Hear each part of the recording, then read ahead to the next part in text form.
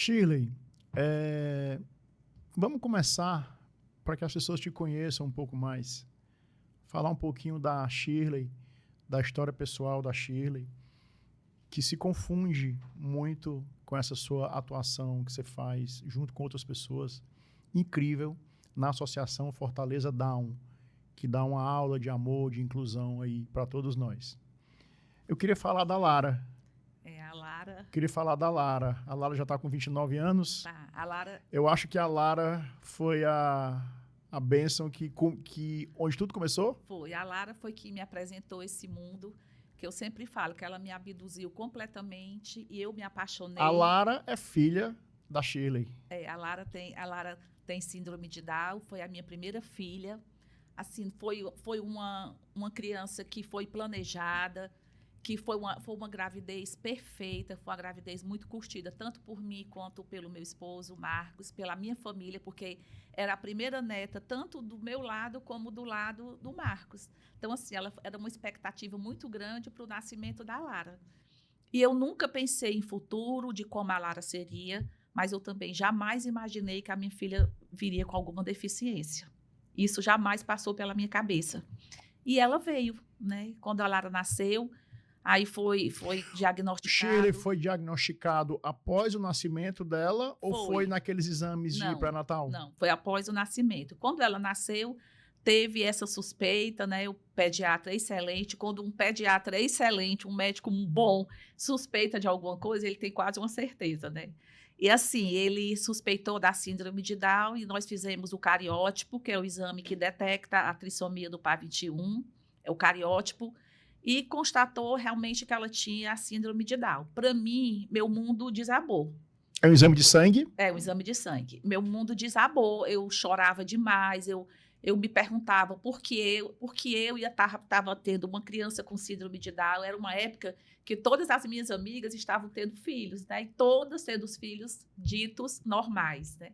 E porque eu fui a escolhida, e eu chorava, eu imaginava o futuro, o que é que eu vou fazer com essa criança? Eu nunca fui mãe, vou ser mãe de uma criança com deficiência, qual é o futuro para ela?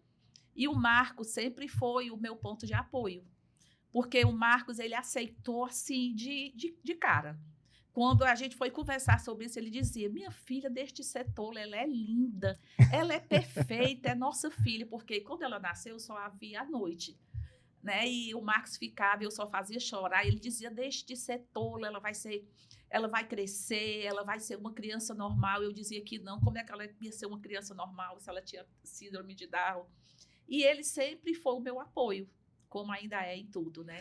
Mas principalmente nessa fase, ele foi assim de extrema importância, porque ele foi a pessoa que me acolheu. Era tudo que eu estava precisando, era aquele olhar humanizado, aquele olhar que dizia assim, você não está só, eu estou com você. E isso foi que me fortaleceu para eu olhar para minha filha, porque quando ela nasceu, eu não olhei para minha filha, eu olhei para uma deficiência.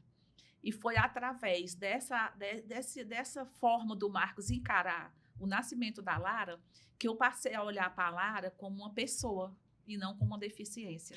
E eu estou aqui lendo o seguinte, no Brasil, nasce uma criança com síndrome de Down a cada 600 a 800 nascimentos. Não é isso? Independentemente de etnia, gênero ou classe social. Ou seja, e a estimativa é que existam mais ou menos 400 mil pessoas com essa alteração genética aqui em nosso país, né? Ou seja, é algo comum, existe, né? E eu queria tocar num ponto que você falou aí, que é muito interessante, que é a reação, né? Como é que a família, né, reage, né, quando tem a notícia, né, que o filho, que uma filha, né, possui síndrome de Down. E aí, Shirley, o que é que você tem visto com relação a essas reações do ser humano com a notícia dessa?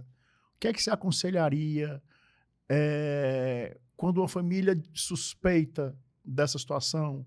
O que é que ela deveria fazer? Como é que ela acha a Associação Fortaleza Down, por exemplo? Vamos falar aqui de situações cotidianas. Tem casos que a família sofre junto. O novo sempre nos assusta. Principalmente quando a gente fala de filho. que você espera do seu filho? Que ele nasça perfeito, que ele seja um excelente profissional, que ele seja bom na área que ele escolheu e que ele seja feliz. Você não pensa e não quer que ele venha com alguma deficiência. Eu não vou ser aqui hipócrita de falar que é tranquilo, não é que ele seja normal, que é tranquilo, que é natural. Não, não é. É doloroso, é sofrido, que as mães, elas não devem, as mulheres não devem se julgar e nem se maltratarem por terem esse sentimento, porque passa.